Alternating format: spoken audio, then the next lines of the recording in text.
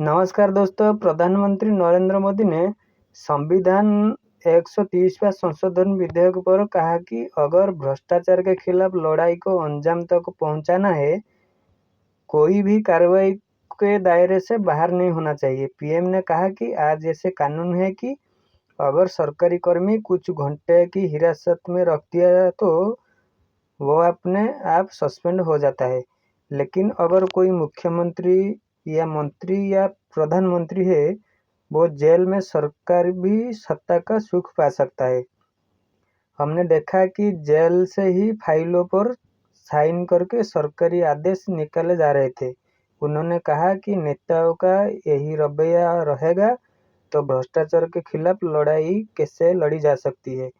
इस भाषण में प्रधानमंत्री मोदी ने तमाम भ्रष्टाचारियों की नेताओं की पोल को आज हमारे देश में चाहे मुख्यमंत्री हो या प्रधानमंत्री हो या कोई अन्य मंत्री है, जिस तरह से अपराध में लिप्त रहकर तमाम सुख सुविधाओं से लेस होके ये सरकार चलाता है, सरकार का सारे काम चलाता है। इसी को रोकने के लिए संविधान की मर्यादा को तार तार होते नहीं देख सकते। इसीलिए एनडीए सरकार भ्रष्टाचार के खिलाफ ऐसा कानून लाई है जिससे दायरे में देश का पीएम भी है, मुख्यमंत्री और अन्य तमाम अपराधी मंत्रियों को भी शामिल किया गया है।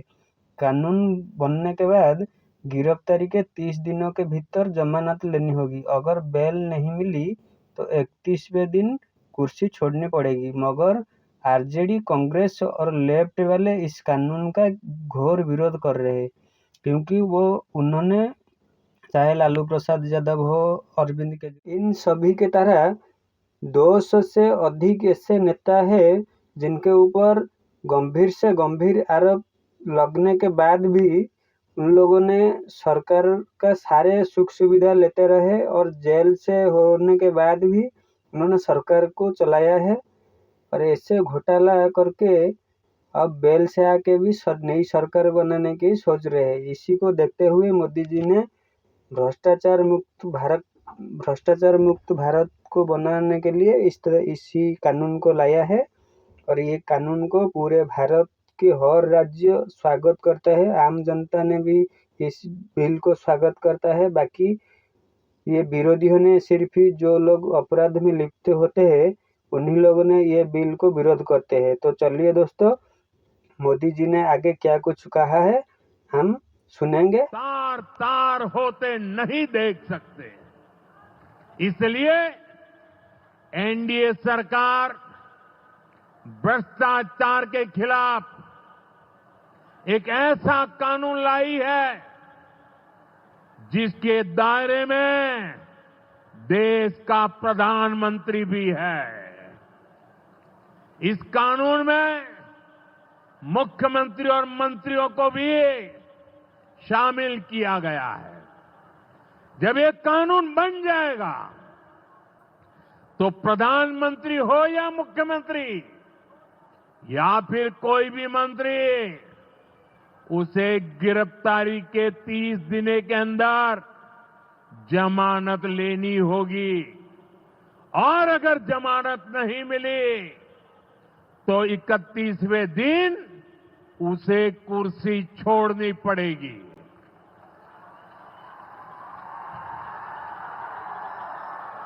आप कहिए भाइयों, जो जेल जाए उसने कुर्सी छोड़नी चाहिए कि नहीं छोड़नी चाहिए? क्या वो कुर्सी पर बैठे रह सकता है क्या? क्या वो सरकारी फाइलों पे साइन कर सकता है क्या? क्या जेल में से कोई सरकार चला सकता है क्या? और इसलिए ऐसा सख्त कानून बनाने की तरफ हम आगे बढ़ रहे हैं। लेकिन साथियों, ये आरजेडी वाले, ये कांग्रेस वाले, ये लेफ्ट वाले इस कानून का विरोध कर रहे हैं। ये बहुत गुस्से में है और कौन नहीं जानता उनको किस बात का डर है।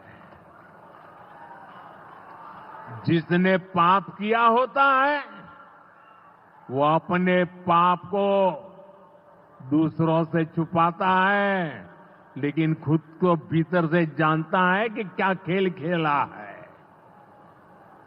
इन सब का भी यही हिसाब है। ये आरजेडी और कांग्रेस वाले कोई बेल पर बाहर है, कोई रेल के खेल में अदालत के चक्कर लगा रहा है, और जो जमानत पे बाहर घूम रहे हैं वे आज इस कानून का विरोध कर रहे हैं। इन्हें लगता है कि अगर जेल चले गए सुबह शाम ये लोग मोदी को भांति भांति की गाली दे रहे हैं।